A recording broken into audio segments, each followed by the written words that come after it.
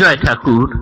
শ্রী শ্রী রামকৃষ্ণ পুঁথি দ্বিতীয় খণ্ডের অন্তর্গত যোগ সাধন এই অধ্যায় থেকে আমাদের পাঠ চলছিল।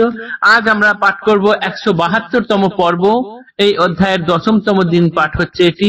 আজ পাঠ করছি পৃষ্ঠা সংখ্যা 105।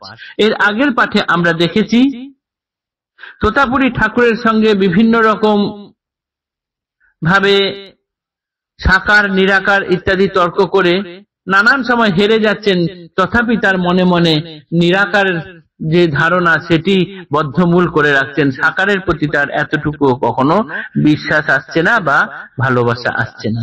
ঠাকুর তাকে এই সাকারের প্রতি বিশ্বাস আনার জন্য কি করিয়েছিলেন, কি কৌশল নিয়েছিলেন, তার তো শেখানোর অদ্ভুত উপায়, সেটি আজকে আমরা পাঠের মধ্যে দিয়ে দেখব। আজ আমরা এই অধ্যায়ের 10তম দিন পাঠ করছি, টানা 10 দিন পাঠ করছি। 2-3 দিন মধ্যে সিদ্ধ যোগী বর হইলেন উদরের পীড়ায় কাতর।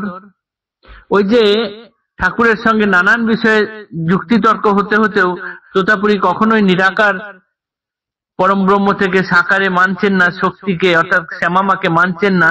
এই তর্ক হয়ে যাওয়ার পর ওই হাতে রুটি ঠকার মতো করে ঠাকুরকে তিরস্কার করেছিলেন বা উপহাস করেছিলেন।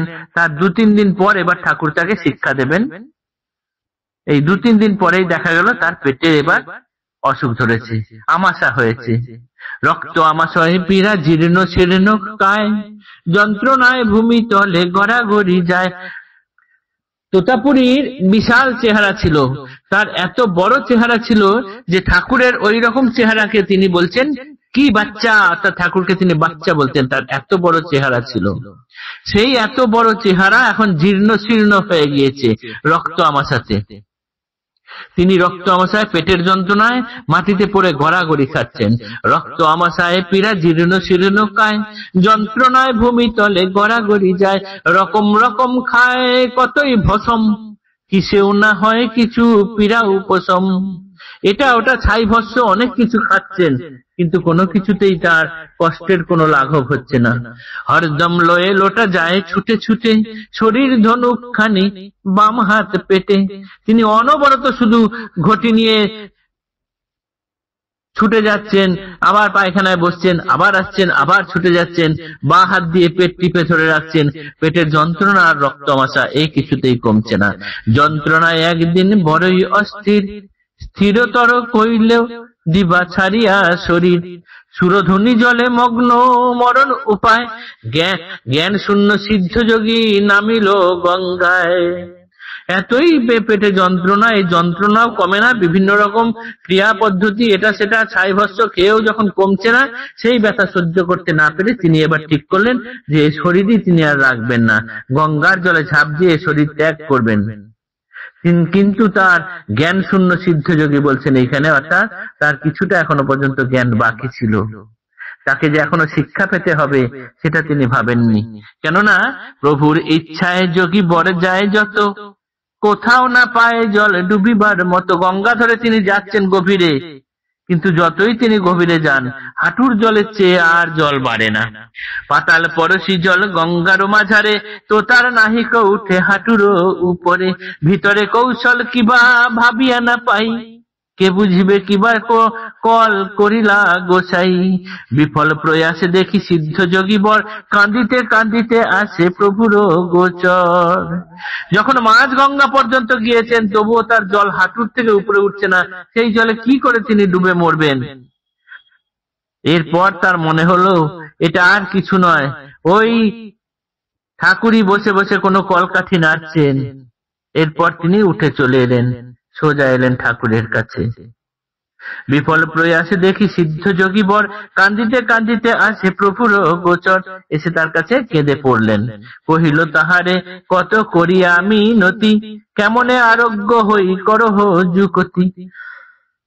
এইবার ঠাকুরের কাছে মিনতি করে, কাকুতি মিনতি করে বলছেন যে কি করলে ভালো হবে তুমি একটু বলে দাও, কিছু একটা যুক্তি করো। দয়া করি প্রভুদেব উত্তরিলা তাই, আরোগ্য যদ্যপি করো প্রণাম শ্যামায়। যদি তুমি ভালো হতে যাও, যাও ওই শক্তির আকর যিনি ওই শ্যামামাকে প্রণাম করে এসো, সাকার শ্যামামাকেই তুমি প্রণাম করো, কোনো নিরাকারে কিছু হবে না। শোনা মাত্র চলিলেন শ্যামার মন্দিরে, করজুড়ি সাষ্টাঙ্গে প্রণাম তোতা করে। নিরাকার সাধনবাদী যোগীবর এখন দুহাত জড়ো করে মাকে সাষ্টাঙ্গে প্রণাম করছেন। ফিরে আসি দেখিলেন আর নাহি ব্যাধি, শক্তিতে বিশ্বাস তার হইল তদবধি। ওই প্রণাম করে ঠাকুরের কাছে ফিরে আসা মাত্রই তিনি দেখলেন তার যন্ত্রণার উপশম হয়ে গিয়েছে, আর তার শরীরে কোনো রোগ নেই। তখন থেকেই তার এই শক্তিতে আর এই সাকারে বিশ্বাস হলো। ব্যাপারে বিস্ময় আপন্ন তোতা যোগীরাজ, মুখে নাই কোনো বাক্য, কানে করে কাজ। এতদিনে পূর্ণ জ্ঞান হইল তোতার, প্রাণে প্রাণে বুঝিলেন যিনি নিরাকার। নির্গুণ অরূপা নাম অনন্ত অখণ্ড, তিনি বিরাট রূপে অনন্ত ব্রহ্মাণ্ড। ক্রিয়াহীনে ব্রহ্মবাচ্য ক্রিয়া যুক্তে শক্তি, একভাবে জ্ঞান রূপ অন্যভাবে ভক্তি। একের অবস্থা ভেদে বিপরীত রীতি, নির্গুণে পুরুষ আর সগুণে প্রকৃতি। এতদিনে তার জ্ঞান পূর্ণ হলো, তিনি বুঝলেন যিনি সাকার তিনি নিরাকার, যিনি স্বরূপ তিনি অখণ্ড, তিনি অনন্ত, তিনি ব্রহ্মাণ্ড স্বরূপ, যিনি ক্রিয়াহীনে ব্রহ্মবাচ্য, তিনি ক্রিয়াযুক্তে শক্তি, একভাবে যিনি জ্ঞান তিনি অন্যভাবে শক্তি।